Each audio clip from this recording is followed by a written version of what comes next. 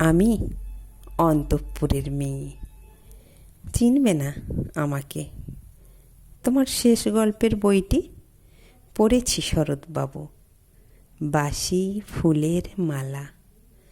তোমার নায়িকা এলোকেশের মরণ দশা ধরেছিল ৩৫ বছর বয়সে। ২৫ বছর বয়সের সঙ্গে তার ছিল রেশারেশি। দেখলেম তুমি মহাসদয় বটে, জিতিয়ে দিলে তাকে। নিজের কথা বলি, বয়স আমার অল্প। একজনের মন ছুঁয়েছিল আমার এই কাঁচা বয়সের মায়া, তাই জেনে পুলক লাগতো আমার দেহে। ভুলে গিয়েছিলাম অত্যন্ত সাধারণ মেয়ে আমি।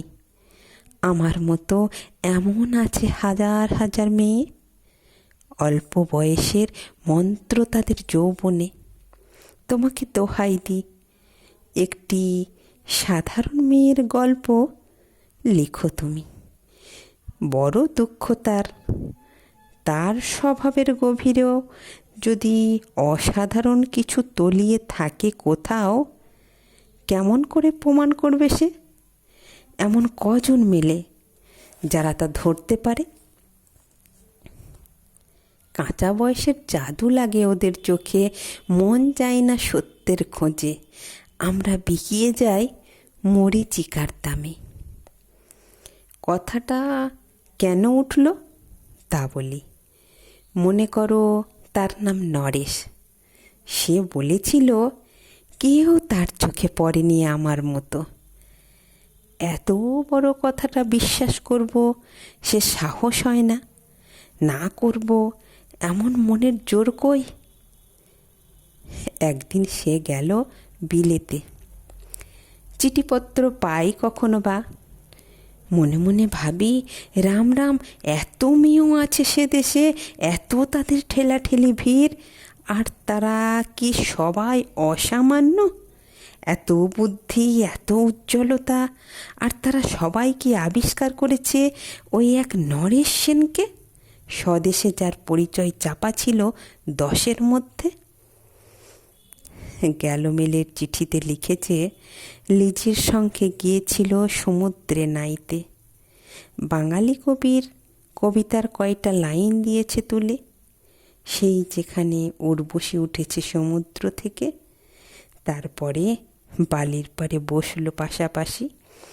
সামনে দুলছে নীল সমুদ্রের ঢেউ, আকাশে ছড়ানো নির্মল সূর্যলোক। লিজি তাকে খুব আস্তে আস্তে বলল, এই সেদিন তুমি এসেছো, 2 দিন পরে যাবে চলে। ঝিনুকের 2টি খোলা, মাঝখানটুকু ভরা থাক একটি নিরেট অশ্রুবিন্দু দিয়ে। দুর্লভ, মূল্যহীন কথা বলার কি অসামান্য ভঙ্গি!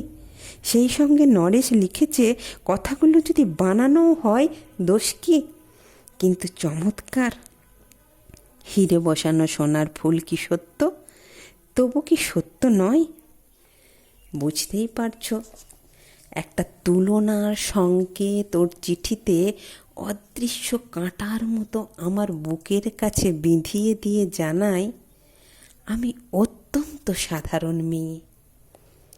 মূল্যবানকে পুরো মূল্য দিয়ে চুকিয়ে দিই এমন ধন আমার হাতে নেই। ওগো, না হয় তাই হলো, না হয় ঋণী রইলাম চিরজীবন। পায়ে পড়ি তোমার, একটা গল্প লিখো তুমি শরৎবাবু। নিতান্ত সাধারণ মেয়ের গল্প, যে দুর্ভাগিনীকে দূরের থেকে পাল্লা দিতে হয় অত্যন্ত 5-7 জন অসামান্যের সঙ্গে, অর্থাৎ সপ্তরথিনীর মার। বুঝে নিয়েছি আমার কপাল ভেঙেছে, হার হয়েছে আমার। কিন্তু তুমি যার কথা লিখবে তাকে জিতিয়ে দিও আমার হয়ে। পড়তে পড়তে বুক যেন ফুলে ওঠে, ফুল চন্দন পড়ুক তোমার কলমের মুখে। তাকে নাম দিও মালতী, ওই নামটা আমারই। ধরা পড়বার ভয় নেই, এমন অনেক মালতী আছে এই বাংলাদেশে, আর তারা সবাই সামান্য মেয়ে। তারা ফার্সি জানে না, জার্মান জানে না, কানতে জানে। কি করে জিতিয়ে দেবে? উচ্চ তোমার মন, তোমার লিখনি মহিষী। তুমি হয়তো ওকে নিয়ে যাবে ত্যাগের পথে, দুঃখের চরমে শকুন্তলার মতো। দয়া করো আমাকে, নেমে এসো আমার সমতলে। বিছানায় শুয়ে শুয়ে রাত্রির অন্ধকারে দেবতার কাছে যে অসম্ভব বর আমি মাগি, সে বর আমি পাব না, কিন্তু পাই যেন তোমার নায়িকা। রাখো না তাকে, নরেশকে 7 বছর লন্ডনে, বারে বারে ফেল করুক তার পরীক্ষায়, আদরে থাক আপন উপশিকা মণ্ডলীতে। ইতিমধ্যে মালতী পাশ করুক MA কলকাতা বিশ্ববিদ্যালয়ে, গণিতে হোক প্রথম তোমার কলমের এক আঁচড়ে। কিন্তু ওখানেই যদি থামো, তোমার সাহিত্য সম্রাটের নামে পড়বে কলঙ্ক। আমার দশা যাই হোক, খাটো করো না তোমার কল্পনা। তুমি তো কৃপণ নও বিধাতার মতো।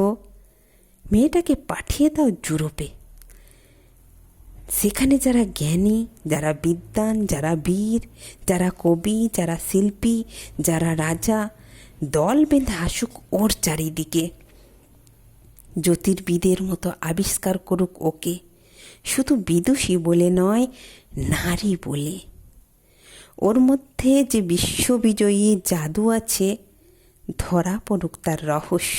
মোরের দেশে নয়, যে দেশে আছে সমাজদার, আছে দরদি, আছে ইংরেজ, জার্মান, ফরাসি। মালতীর সম্মানের জন্য ডাকা হোক না সভা, বড় বড় নাম জাদাজের সভা। মনে করে যাক, সেখানে বর্ষণ হচ্ছে মুষলধারে চাটুবাক্য, মাঝখান দিয়ে সে হেঁটে চলেছে অবলীলায়, ঢেউয়ের উপর যেন পালের নৌকো। ওর চোখ দেখে ওরা করছে কানাকানি। সবাই বলছে ভারতবর্ষের সজল মেঘ আর উজ্জ্বল রৌদ্র মিলেছে ওর মোহিনীর দৃষ্টিতে।